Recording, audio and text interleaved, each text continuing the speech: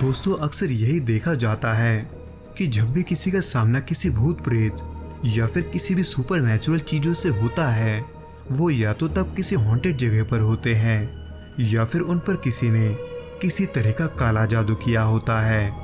लेकिन दोस्तों, शायद आप ये नहीं जानते कि हर बार ऐसा नहीं होता। ठीक उसी घटना के जैसे जो राहुल के निजी जीवन में उसके साथ घटा था। इसलिए इस घटना को हम राहुल के पॉइंट ऑफ व्यू से ही सुनेंगे।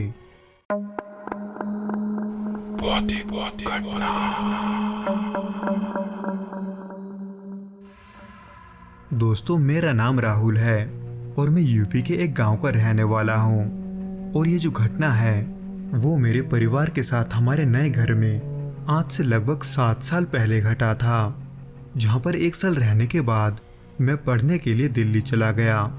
जिसमें इसी बीच मेरे घर में अचानक से कई ऐसे चीजें होने लगे जिसे समझा पाना मुश्किल था, जो कि अक्सर मेरी माँ और दादी के साथ ही होता था, जिनका ये कहना था कि उन्हें कभी कभार रात को किसी बच्चे का आवाज सुनाई देता है। जिसमें एक और हैरानी की बात ये थी कि उस बच्चे का आवाज उन्हें बिल्कुल मेरे आवाज जैसा लगता था। लेकिन कई बार ढूंढने पर भी ना तो वो बच्चा मेरी माँ को मिलता था और ना ही दादी को।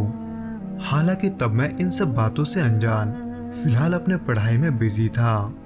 लेकिन वहां पर 2 साल गुजारने के बाद मैं वापस ये सोचकर घर चला गया कि बाकी का पढ़ाई मैं वहीं से कर लूंगा, जहां पर मैं और मेरी दादी हम दोनों एक ही कमरे में रहते हैं।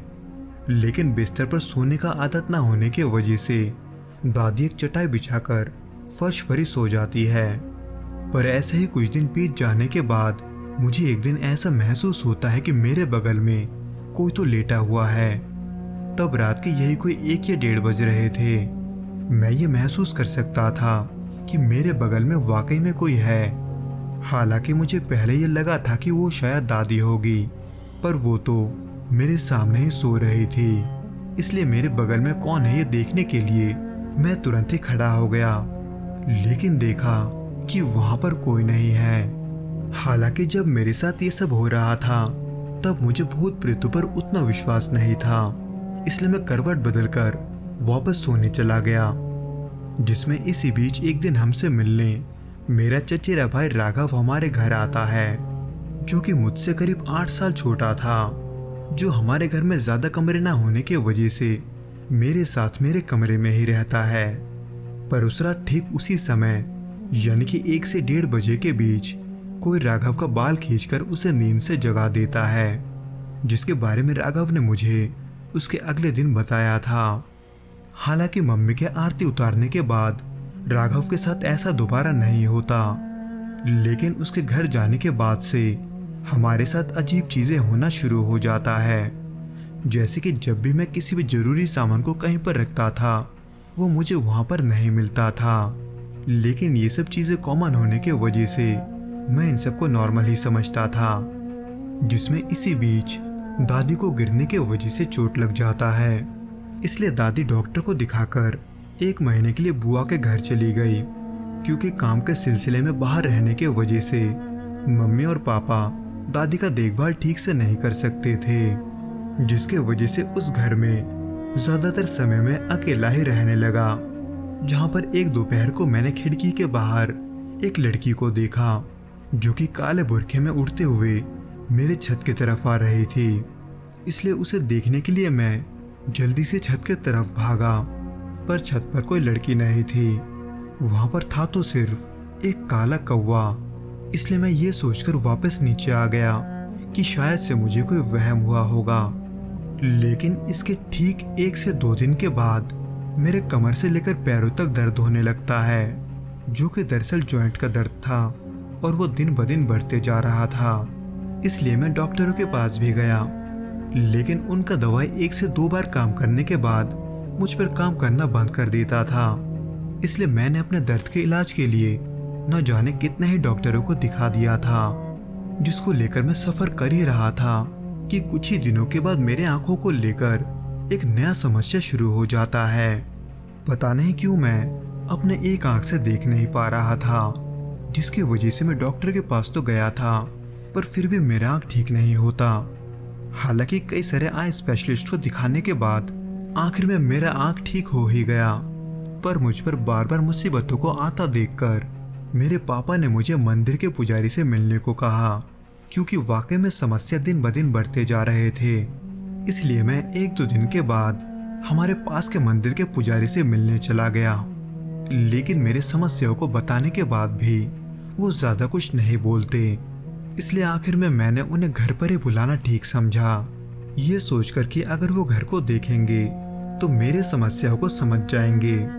इसलिए वो अगले दिन ही हमारे घर आते हैं और पूरे घर में कुछ देर घूमने के बाद ये कहते हैं कि तुम्हारा घर जहाँ पर है उसके ऊपर से आत्माओं का आना जाना लगा रहता है, जो कि तुम्हें नुकसान तो नहीं पहुंचाना चाहते, लेकिन जब भी तुम उनके रास्ते के बीच आते हो तब तुम्हारे साथ कुछ बुरा होता है, जिसे पंडित जी से सुनकर मुझे समझ में नहीं आता कि मुझे क्या करना चाहिए, क्योंकि मैं भूत प्रेतों में तो विश्वास नहीं करता था। लेकिन इन दिनों जितने भी घटना मेरे साथ घट चुके थे मैं अब उसे नजरअंदाज में नहीं कर पाता। पर मुझे चिंता में देखकर वो पंडित जी ये कहते हैं कि डरने की कोई बात नहीं है, वो आत्माएं तुम्हें नुकसान नहीं पहुंचाएंगे।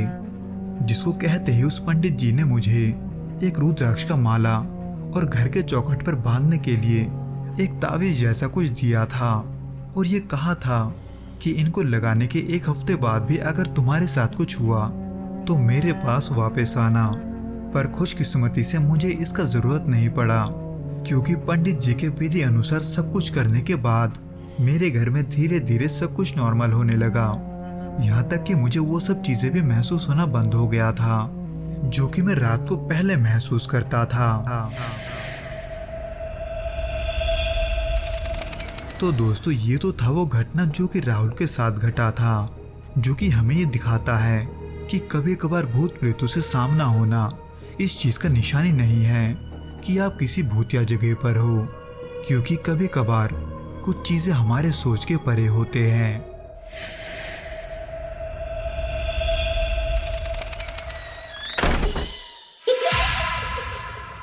दोस्तों हम चाहे माने या ना माने, हम जिस दुनिया में रहते हैं उसमें सिर्फ हम अकेले नहीं रहते, बल्कि इस दुनिया में हमारे साथ अलौकिक प्राणी भी रहते हैं, जिस पर ज्यादातर वही लोग यकीन करते हैं जिन्होंने खुद इसका अनुभव किया है।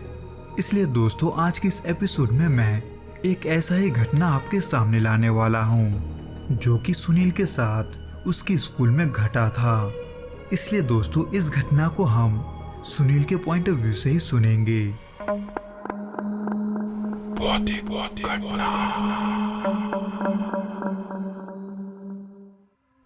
दोस्तों मेरा नाम सुनील है और मैं दिल्ली का रहने वाला हूँ, और ये जो घटना है वो मेरे साथ एक सरकारी प्राइमरी स्कूल में साल 2000 में घटा था। तब ना तो स्कूल अभी की तरह मॉडर्न होते थे और ना ही उतने साफ सुथरे। खास करके जिस स्कूल में मैं जाता था उस एमसीटी स्कूल के आसपास जंगल हुआ करता था, जहाँ पर रिसेस के टाइम स्कूल के लगभग सभी बच्चे खेलने जाते थे। ये जानने के बाद भी कि हमें वहाँ पर जाना सख्त मना है, खास करके उन 4 कमरों में जो वहाँ पर कई सालों से वीरान पड़ा था।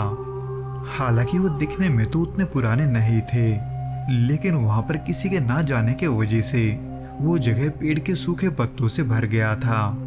हालांकि हमारे टीचर इस बात का खास ख्याल रखते थे कि वहाँ पर स्कूल का कोई भी बच्चा ना जाए, पर फिर भी उन्होंने सेफ्टी के लिए कमरों के चारों तरफ से लोहे के तार से घेरा हुआ था। पर क्यों, ये बात तो हम सभी जानना चाहते थे, लेकिन मेरे जान पहचान का कोई भी लड़का वहाँ पर नहीं गया था, क्योंकि वो या तो टीचर से डरते थे या फिर उन अफवाहों से जो उन कमरों को लेकर पूरे स्कूल में फैला हुआ था, जिनको लेकर कईयों का ये कहना था कि उन कमरों में भूत प्रेतों का वास है।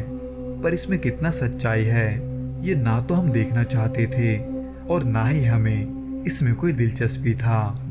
पर एक दिन बातों बातों में हम दोस्तों के बीच इसको लेकर बहस होने लगता है कि हम में से कौन सबसे ज्यादा साहसी है, और यही बात बढ़ते बढ़ते आगे चलकर एक शर्त में बदल जाता है, जिसमें हमें अपने साहस को दिखाने के लिए उन कमरों में से एक बार होकर आना था।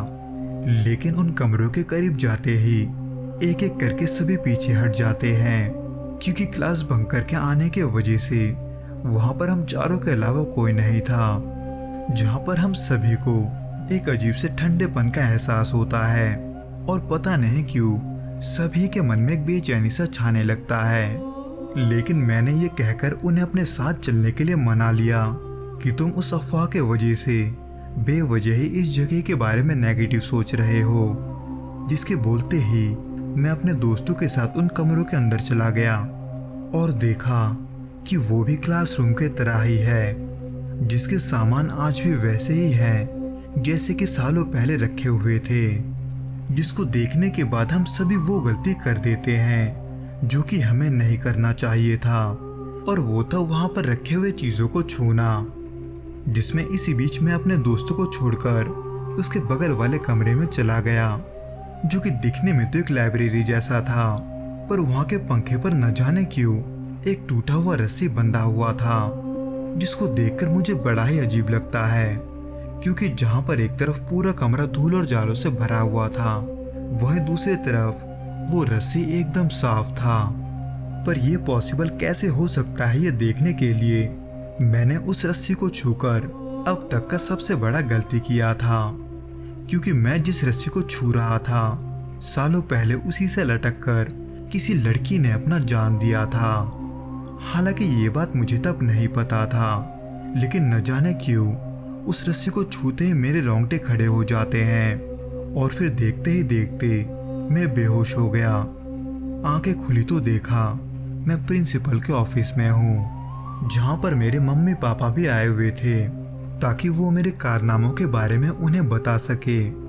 हालांकि प्रिंसिपल के ऑफिस में उन लोगों के बातों पर मेरा बिल्कुल ध्यान नहीं होता, बल्कि मेरा सारा ध्यान उसी पर था जिसको मैंने थोड़ी देर पहले महसूस किया था। लेकिन इन सब के बारे में मैं चाहकर भी डांट खाने के डर से किसी को नहीं बताता, बल्कि मैं चुपचाप अपने पेरेंट्स के साथ घर चला गया, ये सोचकर कि धीरे धीरे मैं ये सब भूल जाऊंगा।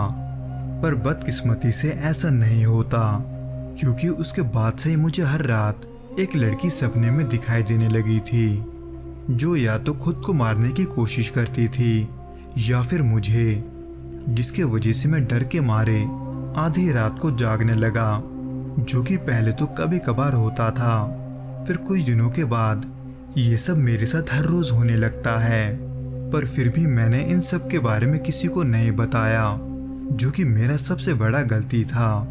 क्योंकि ऐसे करते करते एक दिन जब मेरे घर पर कोई नहीं था, तब मैं न जाने क्यों खुद को फांसी लगाने की कोशिश करता हूँ। जिसकी अद्भुत बात यह थी कि मुझे आज भी इस घटना के बारे में कुछ भी याद नहीं है, क्योंकि तब मैं होश में नहीं था, जिसके बारे में मुझे असल में मेरे पापा से पता चला था, क्योंकि उस दिन उन्होंने ही मेरी जान बचाई थी।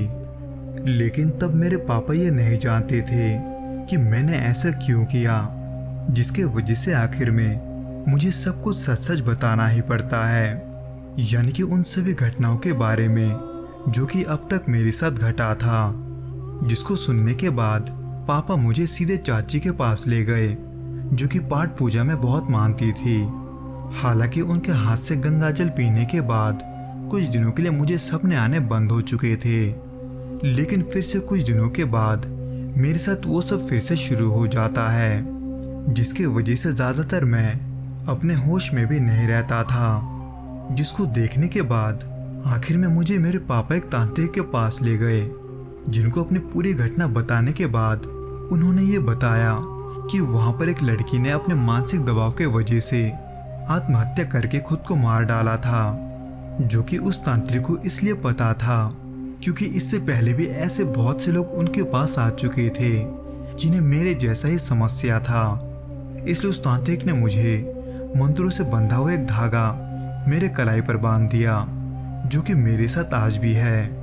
हालांकि उस धागे के वजह से मुझे वो लड़की और दिखाई नहीं देती, लेकिन मैं आज भी उन पलों को नहीं भुला पाया जो कि मेरे साथ इन दिनों घटा था। तो दोस्तों, ये तो था वो घटना जो कि सुनील के साथ उसके निजी जीवन में घटा था। उम्मीद करता हूँ कि आपको ये पसंद आया होगा, और अगर आया हो तो प्लीज़ इस वीडियो को लाइक और शेयर ज़रूर करें, और जाते जाते इस चैनल को सब्सक्राइब करके नोटिफिकेशन बेल को भी दबा दें।